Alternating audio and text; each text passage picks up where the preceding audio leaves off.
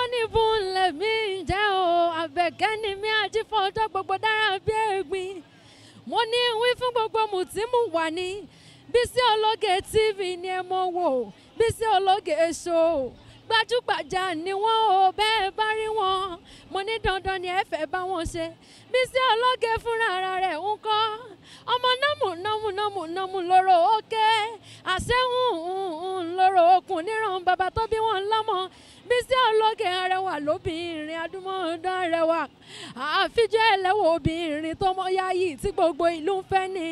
àní Abẹ́òkúta tẹ́tẹ́ orí àpáta wọn fi ṣẹlẹ̀ mo ní ẹ wá lọ́gùn yan lẹ́bẹ̀ẹ́ lọ́rọ́ ká ọkàn mi nìjọ mo ní ẹ wá fòrò yan mi ń lé wọn ní ẹja lónìí bó kí n gún yan lẹ́bẹ̀ẹ́ kí n ro ká ọkàn mi nìjọ mo gún yan lẹ́bẹ̀ẹ́ tán mo ro ká ọkàn mi nìjọ nílẹ̀ bàbá tó bí wọn lọ́mọ àní kàkà kan fòrò yan nílé igi pẹlẹbẹ náà gbélé ńlá ọmọ sálà tí fowó àlejò bomi ọ̀rọ̀ mi ò kọ́gí ọ̀rọ̀ mi ò mọ̀ kọ́ pẹ́ Àbẹ̀kẹ́ mo ní gbogbo yín pátápátá ire lójú wáyọ́mọ́ ríre lójú owó yọ́mọ́.